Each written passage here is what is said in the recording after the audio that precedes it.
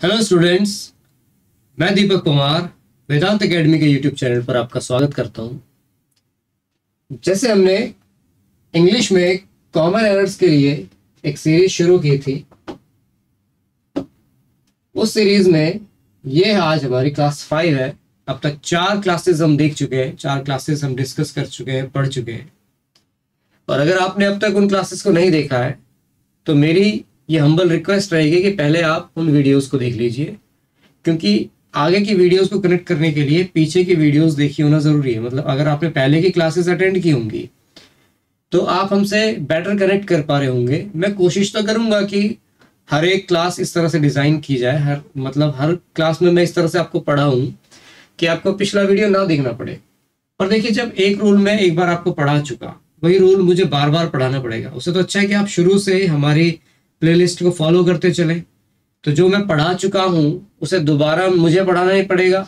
इसमें दोनों लोगों का समय बचेगा, मेरा भी समय बचेगा और आपका भी समय बचेगा। तो चलिए शुरुआत करते हैं पहले क्वेश्चन से। हमारा पहला क्वेश्चन क्या है? Your success in the IAS examination depends not only on what papers you have selected but on how you have written them। अब देखिए यहां पर इसे देखिए, नॉट ओनली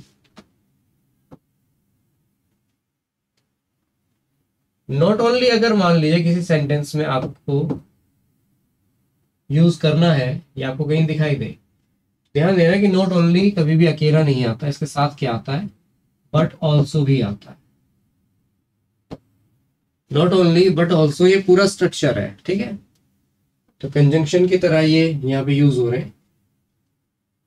ये ध्यान दीजिए कि अब वो कुछ बातों के लिए कह रहा है कि ना केवल ये बल्कि ये बातें भी है ना, कि पेपर आपने कौन सा सेलेक्ट किया है केवल ये डिसाइड नहीं करेगा, बल्कि how you have written them, आपने उन्हें लिखा कैसे। अब इसने नॉट ओनली के बाद बट तो दिया है, लेकिन इसने इसके बाद ऑल्सो भी देना था, वो इसने दिया नहीं है। ऑल्सो ऑन से पहले है ना, इस जगह पे। तो अगर नॉट ओनली यूज हुआ है, नॉट ओनली, उसके बाद केवल बट नहीं आएगा, बट ऑल्सो आएगा, याद रखना है, ठीक है। जैसे कि आपने पढ़ा होगा कि अगर नीदर के साथ कंजंक्शन लगाओगे तो नॉर लगता है, और अगर ईदर के साथ लगाओगे या आइदर कह लो तो और लगता है, ठीक है। ऐसे ही नॉट ओनली के साथ क्या आएगा? बट ऑल्सो हमेशा आएगा। आगे देखिए, heavy rain prevented us to go to the cinemas.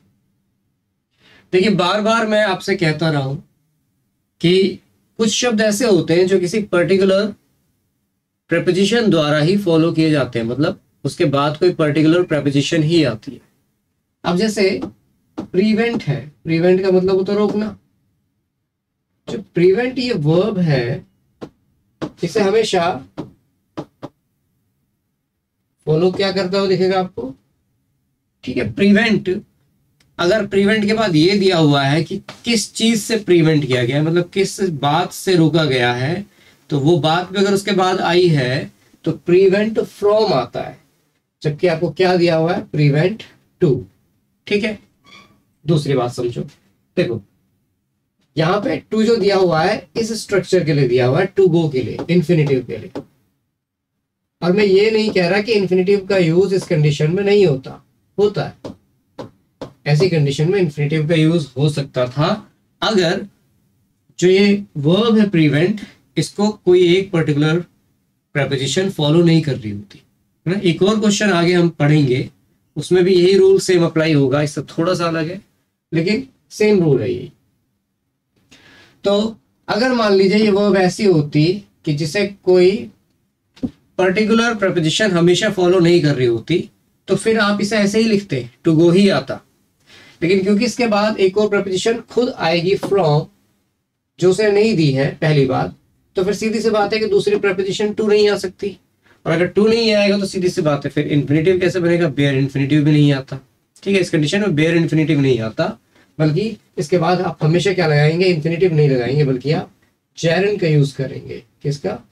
Gerund का यूज करेंगे। जेरंड क्या होगा? वर्ब की आईएनजी फॉर्म। तो ये कुछ इस तरह से होता है, heavy rain prevented us from going. देखो फ्रॉम तो आता ही, तो प्रिवेंटेड अस के बाद क्या आता? From going to the cinemas. ठीक है, heavy rain prevented us from going to the cinemas, इस तरह से होता।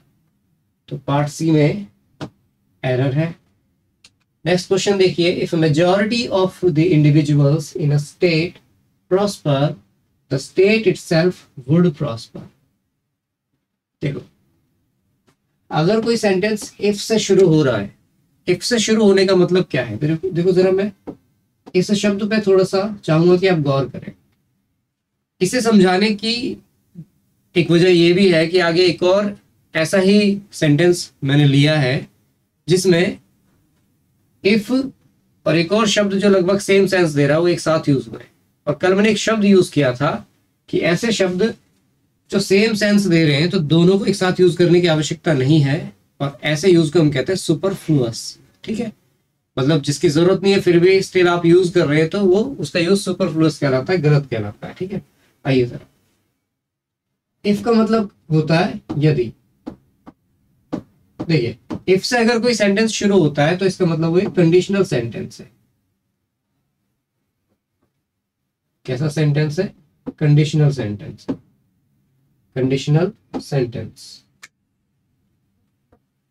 आगे क्लासेस में जब हम ये सीरीज खत्म कर चुके होंगे, पीवाईक्यूज की सीरीज, और हम आपके सामने इंग्लिश का पूरा कोर्स ही लेकर आएंगे, जिस भी माध्यम से लेकर आए, तब आपको डिटेल से भी पढ़ाएंगे हम कि कंडीशनल सेंटेंस क्या होते हैं। या बीच में हम, अगर आपका मन करता है कि भाई आपको बताया जाए कंडीशनल सेंटेंस क्या है, तो आप कमेंट बॉक्स में डाल दीजिए, एक स्पेशल वीडियो हम कंडीशनल सेंटेंस पर भी बना देंगे। देखिए जरा, कंडीशनल सेंटेंस में एक पार्ट तो ऐसा होता है जो इफ वाला होता है ना, मतलब जो इफ होता, इफ आएगा, पूरा सेंटेंस आएगा, उसके बाद कॉमा और दूसरा पार्ट आएगा। अब जरा समझो, कंडीशनल सेंटेंसेस को शर्तिया वाक्य हिंदी में कह देते हैं। शर्तिया वाक्य मतलब इसमें एक शर्त दी होती है, कंडीशन दी होती है। तो जो इफ वाला पार्ट होता है ना, उसमें हमेशा क्या दी रहेगी? आपको कंडीशन दी रहेगी। क्या दी रहेगी? कंडीशन, कि भाई अगर ऐसा होगा तो फिर वैसा होगा, है ना, कुछ भी समझ लीजिए। तो दूसरा क्या रहेगा उस कंडीशन का? मान लीजिए रिजल्ट कह लेते हैं उसे, कि दूसरे पार्ट में क्या रहेगा? उसका रिजल्ट रहेगा, उसका आउटपुट रहेगा कि अगर ऐसा किया तो वैसा होगा, ऐसा किया होता तो वैसा हो जाता। अब अगर मान लीजिए कि ये इफ वाला पार्ट प्रेजेंट में है, अगर इफ वाला प्रेजेंट में है तो ये वाला पार्ट फ्यूचर में होता है। कहने का मतलब ये कि आपको क्या दिखाई दे रहा होगा? यूज ऑफ विल और शैल दिखाई दे रहा होगा। लेकिन अगर इफ वाला पार्ट पास्ट टेंस में हो जाए तो फिर मैंने आपको बताया था कि अगर जो प्रिंसिपल क्लॉज है वो पास्ट टेंस में हो तो सेकंड सबऑर्डिनेट हो या कोऑर्डिनेट हो, जो भी क्लॉज हो, उसके बाद का जो हिस्सा रहेगा वो भी पास्ट टेंस में ही होना चाहिए। ये मैं पहले बता चुका हूं। तो अगर ये पहला वाला पास्ट में है तो दूसरे वाले को भी पास्ट में होना पड़ेगा, और विल और शैल का सेकंड फॉर्म यूज करेंगे तो क्या हो जाएगा? वुड हो जाएगा, शुड हो जाएगा, माइट हो सकता है, मस्ट हो सकता है। ठीक है, लेकिन नॉर्मली आप अधिकतर वुड का यूज होते हुए देखेंगे। लेकिन वुड का यूज कब होगा? वुड का यूज तब होगा मेरे भाई जब पहली क्लॉज पास्ट में होगी। देखो यहाँ पे आपको वुड का यूज दिखाई दे रहा है दूसरे में, और इफ भी यूज हुआ है। लेकिन majority of the individuals in a state prosper क्या है? वर्ब की फर्स्ट फॉर्म। वर्ब की फर्स्ट फॉर्म दिया हुआ है, इसका मतलब ये प्रेजेंट इंडेफिनिट टेंस है। कौन सा टेंस है? प्रेजेंट इंडेफिनिट टेंस है। और अगर ये प्रेजेंट इंडेफिनिट टेंस में है पहला, यानी कि प्रेजेंट में है, तो दूसरे वाले को फ्यूचर में होना चाहिए। ठीक है, रिजल्ट फ्यूचर में दिखाया जाता है कि अगर तुम ऐसा अब करते हो तो आगे ऐसा होगा। तो यहां पर वुड की जगह क्या आना चाहिए था? विल। देखिए द स्टेट के साथ आएगा, the state itself will, I we के साथ शैल आता है, और मॉडर्न इंग्लिश में तो आईवी के साथ भी हम विल ही यूज करते हैं, ये एक्सेप्टेड है, मतलब ये मान लिया गया है। ठीक है, तो यहाँ कुछ भी होता आप क्या यूज कर सकते थे, विल यूज कर सकते थे, लेकिन यहाँ वुड नहीं आएगा। वुड तभी आएगा जब मान लीजिए कि प्रॉस्पर जो वर्ब की फर्स्ट फॉर्म है, अगर यहाँ पे सेकंड फॉर्म आती है यानी कि पास्ट टेंस में होता, तब आप वुड यूज करते हैं। ठीक है, इस कंडीशन में वुड का यूज कैसा है, गलत है। आगे देखिए, if motorists do not observe the traffic regulations they will be stopped, ticketed and have to pay a fine. देखो जरा इस सेंटेंस के अगर आप स्ट्रक्चर को देखें तो मैंने बताया था आपको कि अगर सेंटेंस पैसिव वॉइस में है, किसमें, पैसिव वॉइस में है, तो आपको बी प्लस वर्ब की थर्ड फॉर्म दिखाई देती है। बी प्लस वर्ब की थर्ड फॉर्म दिखाई देती है। अब देखो बी कुछ भी हो सकता है, बी प्रेजेंट में बी होता है, लेकिन जिस फॉर्म में यूज होती है वो होती है इज, एम, आर। ठीक है, सिंगुलर फॉर्म है इज, प्लूरल फॉर्म है आर, और एम यूज होता है आई के साथ।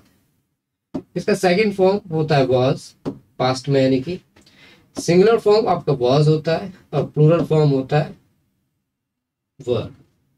फ्यूचर में विल शैल के साथ यूज हो जाता है, तो फिर ये विल बी, शैल भी दिखाई दे रहा होता है, विल शैल के साथ बी सीधा ही आ जाएगा। इसकी थर्ड फॉर्म होती है बीन। ठीक है, ये थर्ड फॉर्म है, ये सेकंड फॉर्म है, ये फर्स्ट फॉर्म है, ये बात, ये थर्ड है, ये सेकंड है। तो ये सब आपको दिखाई देंगे और फिर आप थर्ड फॉर्म लगा रहे होगे।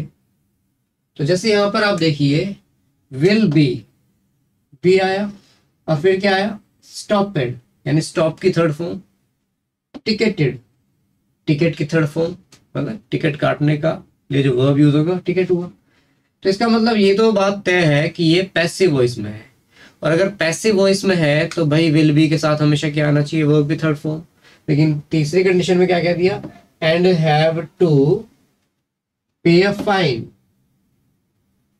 जबकि क्या हो जाना चाहिए था कि उसे फाइन ही तो, उसको फाइन ही तो किया जाएगा। पे फाइन का मतलब ये है कि फिर तो आपने उसे सब्जेक्ट बना दिया, जबकि आप इंपॉर्टेंस तो ऑब्जेक्ट को दे रहे हो। ठीक है, क्योंकि उन्होंने खुद थोड़ी रोका, वो किसी और के द्वारा रोके गए जो मोटरिस्ट हैं। तो पुलिस रोके या ट्रैफिक पुलिस रोके, कोई भी रोके, तो यहाँ पे क्या आना चाहिए था, फाइन आना चाहिए था। फाइन का मतलब होता है फाइन लगाना एज अ वर्ब, उसका थर्ड फॉर्म हो जाएगा फाइन। तो अगर यहाँ स्टॉपेड आया है, टिकेटेड आया है, तो यहाँ पर भी क्या आना चाहिए था, फाइन आना चाहिए।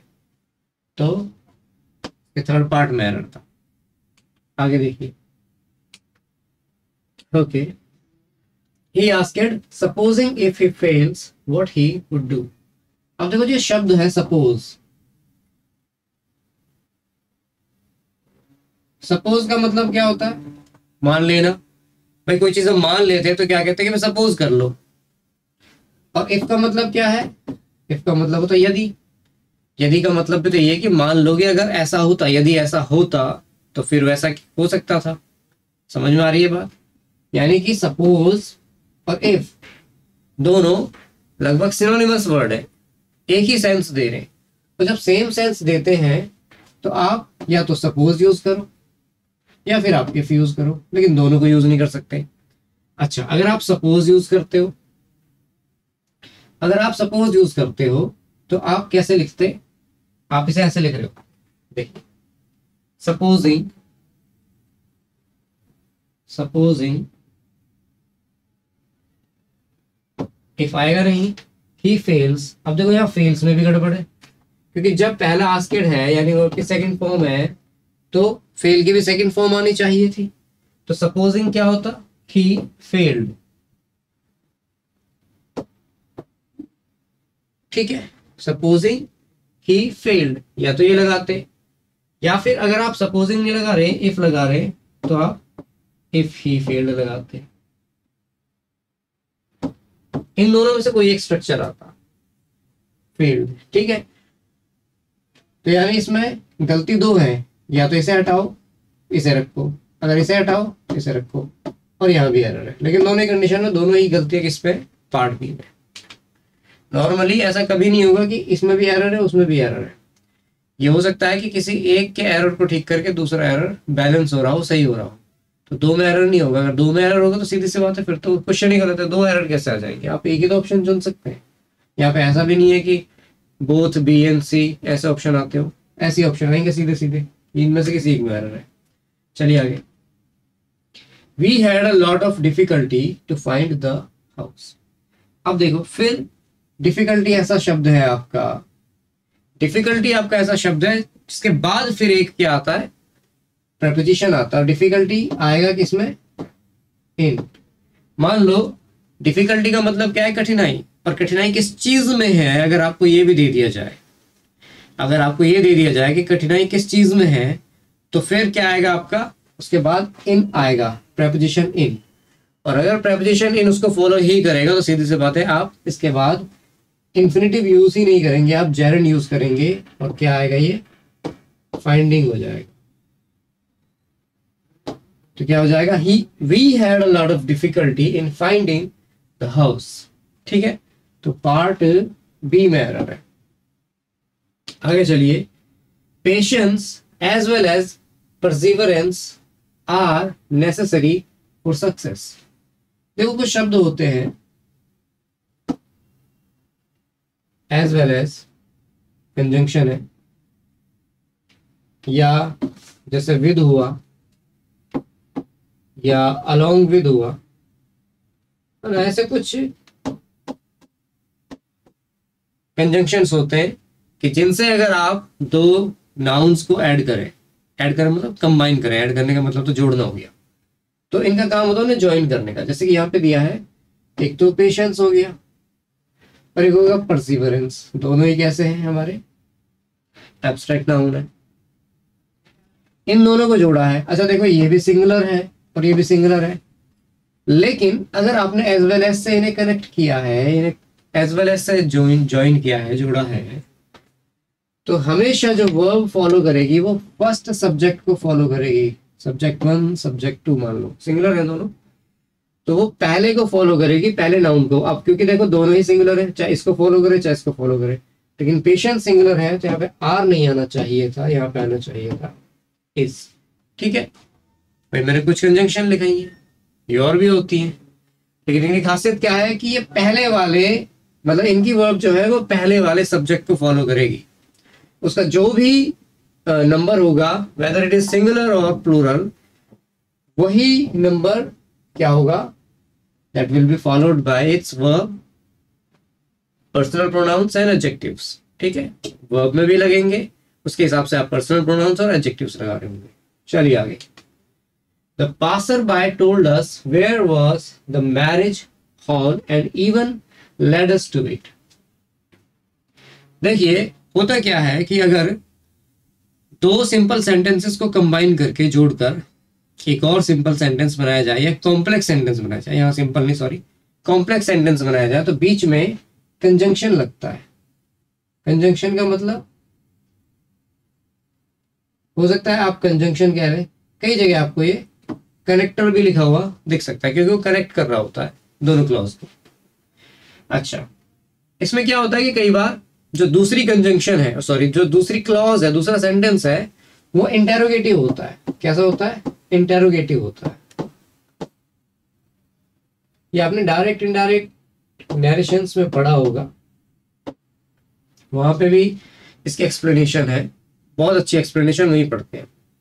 अदरवाइज तो कॉम्प्लेक्स सेंटेंसेस में भी पढ़ेंगे ही, पढ़ते ही हैं मतलब।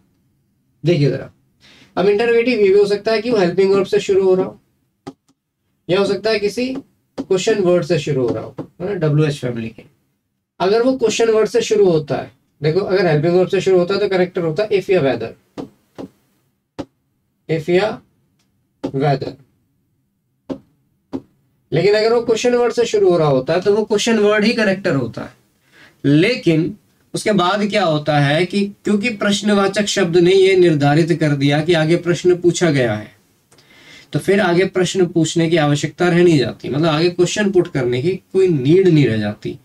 और अगर ऐसा है तो ये सोचो कि जब प्रश्न पूछने की जरूरत ही नहीं रह गई तो स्ट्रक्चर भी तो वो इंटरोगेटिव सेंटेंस का फॉलो नहीं करेगा। तो इसलिए होता क्या है, देखो अब इंटरोगेटिव सेंटेंस का स्ट्रक्चर क्या होता है कि सबसे पहले एक क्वेश्चन वर्ड आएगा, उसके बाद हेल्पिंग वर्ब आएगी, उसके बाद क्या आएगा, सब्जेक्ट आएगा, मैरिज, द मैरिज हॉल। लेकिन अगर ये करेक्टर बन गया है, ये करेक्टर बन गया, कंजंक्शन बन गया, तो दूसरा क्लॉज ऑफ सब्जेक्ट से शुरू होना चाहिए, which is the marriage hall. तो द मैरिज हॉल आता और उसके बाद वर्ब वॉज आती। तो वॉज कहां पे आता, इस जगह पे। कई बार हम इस गलती को कर देते हैं और एसएससी तो अक्सर इस तरह का क्वेश्चन पूछती है। वो क्या करेंगे, आपको क्वेश्चन वर्ड के तुरंत बाद, कॉम्प्लेक्स सेंटेंस में क्वेश्चन वर्ड के तुरंत बाद क्या दे रहे होंगे, हेल्पिंग वर्ब दे रहे होंगे, जबकि वो आनी चाहिए सब्जेक्ट के बाद। ये ध्यान रखना है हमेशा, क्योंकि आपको ये नरेशन में भी काम आएगा और इस तरह के कॉम्प्लेक्स सेंटेंसेस से जुड़े हुए एरर्स में भी काम आएगा। और एसएससी में मुझे आपको बताने की जरूरत नहीं है कि नरेशन का कितना मेजर रोल होता है, खासकर जब आप मेंस का पेपर देंगे तो वहां पर तो आपको 25 से ज्यादा क्वेश्चन भी मिल सकते हैं। 20 से 30 क्वेश्चन के बीच में आपको केवल डायरेक्ट नरेशन के मिल सकते हैं। तो सीधी सी बात है, इंपॉर्टेंस तो बहुत ज्यादा है। और अगर इंपॉर्टेंट इतने ज्यादा क्वेश्चंस आते हैं तो सीधी सी बात है, अगर 20 भी मैं कम से कम मान लूं और 4-5 क्वेश्चन भी इंटरोगेटिव के आ गए और 2-3 भी इस तरह के आ गए, तो स्ट्रक्चर तो फॉलो करना पड़ेगा ना। तो ये ध्यान रखना है। चले आगे, इसके पार्ट बी में एरर था, आगे देखिए। The increase in consumption is directly proportional to the increase in income. देखिए, the increase in consumption, the increase in income. तो देखो इस ये तो सेम स्ट्रक्चर आ रहा है, इज डायरेक्टली प्रोपोर्शनल टू। तो ये हमारा सेंटेंस सही है, तो इसमें एरर नहीं है। क्योंकि देखो जो स्ट्रक्चर पहला है वही स्ट्रक्चर दूसरा होना चाहिए, तो ठीक है। ये वर्ब इसके हिसाब से क्योंकि सिंगुलर है, ठीक है। डायरेक्टली प्रोपोर्शनल है, ये भी ठीक है। टू प्रीपोजिशन भी ठीक है, ये प्रोपोर्शनल के बाद प्रीपोजिशन टू ही आती है। सो देखिए हमारा लास्ट क्वेश्चन है आज का। In Singapore my brother in law with his wife were present at the function. अब देखो याद करो जरा, थोड़ी देर पहले ही मैंने बताया था आपको कि अगर विद कंजंक्शन की तरह आ रहा है, विद से भी अगर आप किन्हीं दो नाउन्स को ऐड कर रहे हैं यानी ज्वाइन कर रहे हैं, तो वर्ब किसको फॉलो करेगी, पहले वाले सब्जेक्ट को या नाउन को। और देखो जरा, पहला क्या है, माय ब्रदर इन लॉ। अब देखो ब्रदर इन लॉ यानी कि सिंगुलर है, एक है। ज्यादा होते तो ब्रदर्स इन लॉ होते, है ना। तो सीधी सी बात है, सिंगुलर है, किसके साथ रह रहा है, अपनी वाइफ के साथ। तो सिंगुलर है तो वर्ब भी सिंगुलर आएगी, और उसने क्या लगा दी है, वर्ब। तो फिर क्या होना चाहिए था, ये होना चाहिए था was।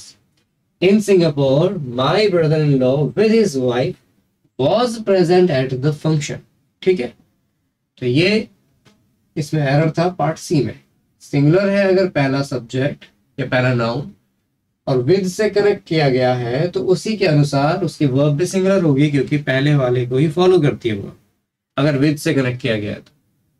सो आज के लिए ये इतना था। तो आई होप कि आपको समझ में आया होगा।